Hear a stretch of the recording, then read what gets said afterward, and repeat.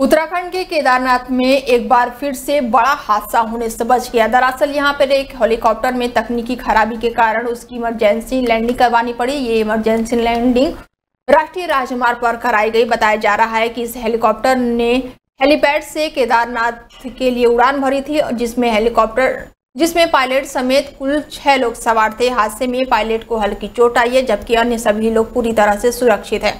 खबरों की माने तो इस हादसे की अहम वजह मानकों की अनदेखी को बताया जा रहा है। हालांकि इसे लेकर अभी जांच चल रही है। आपको बता दें कि पिछले महीने केदारनाथ में लैंडिंग के दौरान एक हेलीकॉप्टर का पिछला हिस्सा टूट गया था।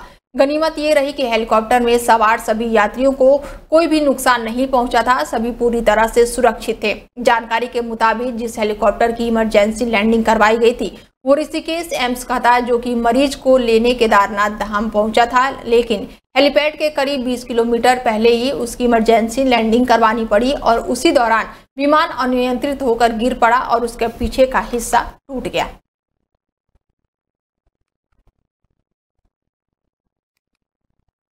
आठ जून को उत्तराखंड के मुख्यमंत्री पुष्कर सिंह धामी मैंगलोर विधानसभा पहुंचेंगे। ये जानकारी रुड़की के एक होटल में पूर्व कैबिनेट मंत्री ने प्रेस कॉन्फ्रेंस के माध्यम से दी।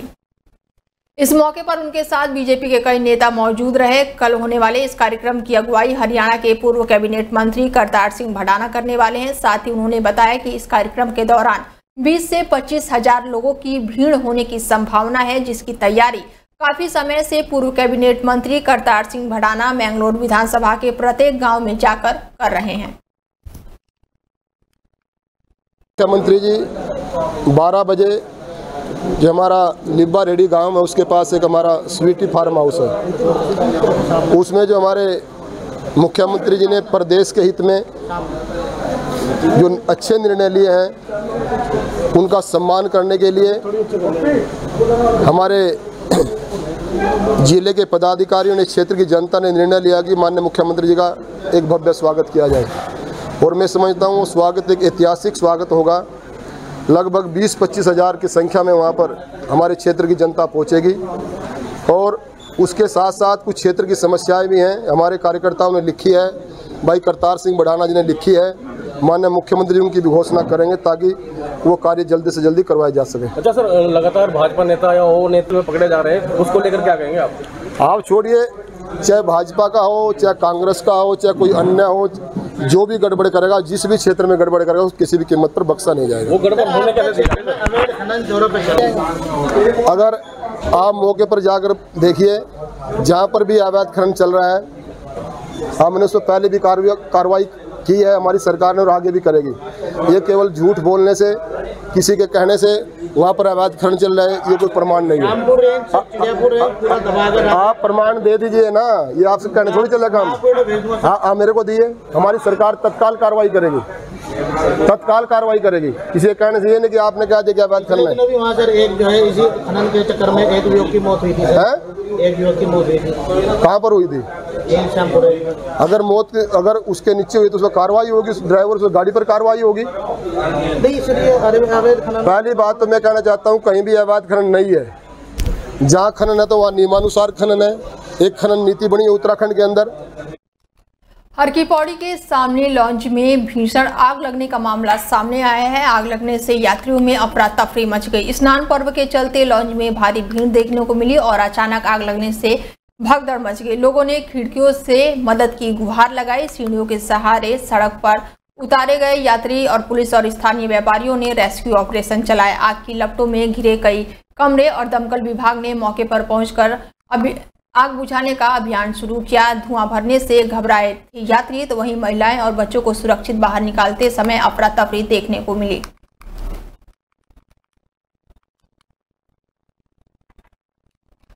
प्रदेश में कोविड के बढ़ते मामले को लेकर स्वास्थ्य विभाग पूरी तरह से अलर्ट मोड पर दिखाई दे रहा है। जब से कोविड के नए वेरिएंट का आगमन देश में हुआ है, तभी से स्वास्थ्य विभाग अलर्ट मोड पर है। वहीं रुड़की उप जिला चिकित्सा ने भी कोविड से लड़ने के लिए पूरी तैयारी कर ली है। उप जिला चिकित्सा के चीफ मेडिकल सुपरिटेंडेंट संजय ने जानकारी दी कि कोविड से लड़ने के लिए हमारे अस्पताल में सभी तैयारियां पूरी कर ली गई है और 100 ऑक्सीजन बेड भी कोविड से लड़ने के लिए उपलब्ध है। उन्होंने कहा कि रुड़की में अभी तक कोई भी ऐसा मरीज सामने नहीं आया है जो कोविड से ग्रस्त हो और सभी डॉक्टरों को सूचित किया गया है कि कोई भी ऐसा मरीज यदि दिखाई दे तो उसको तुरंत भर्ती कराएं। उन्होंने कहा कि सरकार की ओर से निर्देश उनको दे दिया गया है और सरकार द्वारा दी गई 2019 और 20 की गाइडलाइन का सभी पालन करके मास्क का प्रयोग करें, भीड़ भाड़ वाले इलाके में ना जाएं और 2 गज की दूरी बनाए रखें।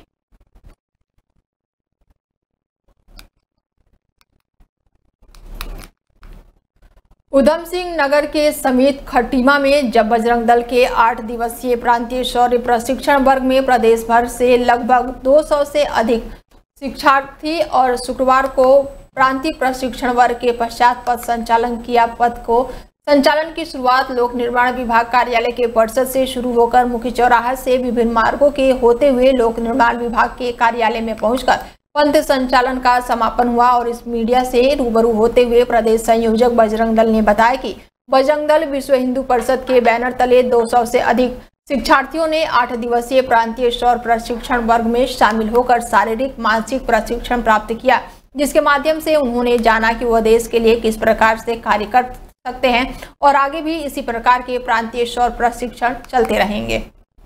बजरंग दल का शौर्य प्रशिक्षण वर्ग खटीमा में 8 दिन का आहूत हुआ है।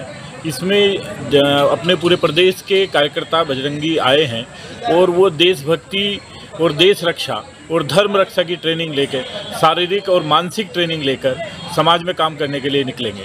उनका पर्सनैलिटी डेवलपमेंट कैसे हो सकता है, उनका आत्मबल कैसे बढ़ सकता है, उनका शौर्य कैसे बढ़ सकता है और जो देश विरोधी ताकतें हैं उन्हें कैसे जवाब देना है, इसका प्रशिक्षण लेकर वो यहाँ से निकलने वाले हैं।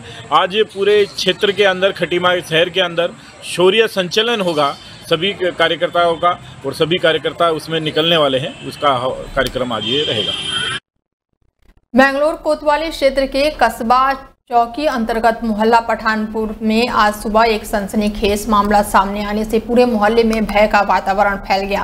पुलिस के मुताबिक मोहल्ले के लड़के की नहर में डूबने से मौत हो गई थी, जिसको लेकर उसके परिजनों को शक था कि साहिल ने उसे नहर में डुबोकर हत्या की है, जिसके चलते आज मृतक के भाई ने साहिल को धारदार चाकू से गला काटकर हत्या कर दी, जिसके बाद से आसपास के क्षेत्र में हड़कंप मच गया। वहीं हत्या की सूचना पर पहुंची पुलिस ने शव का पंचनामा भर के पोस्टमार्टम के लिए भेज दिया और आरोपी को गिरफ्तार करने का दावा किया।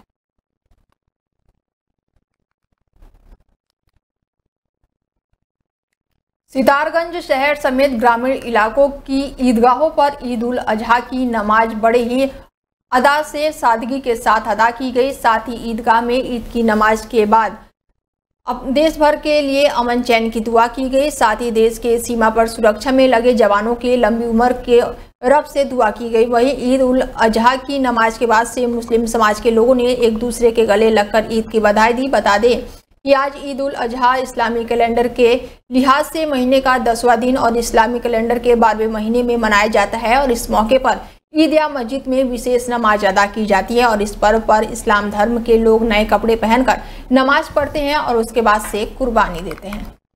तो एहसान है कि हर साल की तरह इस साल भी हमारी बाईपास कॉलोनी में ईद उल अजहा यानी ईद कुर्बान की नमाज सुकून के साथ अदा की गई और इंशाअल्लाह हर साल की तरह इस साल भी हम लोग हज़रत इब्राहीम अलैहिस्सलाम की सुन्नत यानी कुर्बानी जिस तरह हम हर साल पेश करते हैं अल्लाह की राह में उसकी रज़ा और खुशनुदी के लिए, इस साल भी अल्लाह ने चाहा तो हम कुर्बानी पेश करेंगे। और मैं तमाम देशवासियों से अपील करूँगा कि आप हज़रात सुन्नत इब्राहीमी पर खूब अमल करें और अच्छे तरीके से ईद कुर्मा ईद उल अजहा को मनाएं। आज ग्राम भगवारी में सभी मुस्लिम लोगों ने यहाँ पर मिलकर ईद उल अजहा की नमाज को अदा किया और बहुत ही सुकून के साथ में नमाज यहाँ अदा की गई है। मैं तमाम देशवासियों को मेरी तरफ से ईद उल अजहा की बहुत बहुत मुबारकबाद पेश करना चाहता हूँ और मैं अपने उन सभी भाइयों से एक अपील करना चाहता हूँ जो लोग कुर्बानी करा रहे हैं, कुर्बानी में जो जानवर को ज़िबा करा रहा है उस जानवर के जो भी उसका ब्लड वगैरह है उसको किसी एक गड्ढे में करके और उसको जो है सड़कों पर ना व्यर्थ करें। और शासन प्रशासन का मैं धन्यवाद करना चाहता हूँ। साथ में मैं अपने साथी पत्रकार हमारे इमरान अंसारी जी और लाइक अंसारी जी का बहुत बहुत धन्यवाद करना चाहता हूँ जिन्होंने अपनी एक अहम भूमिका निभाई।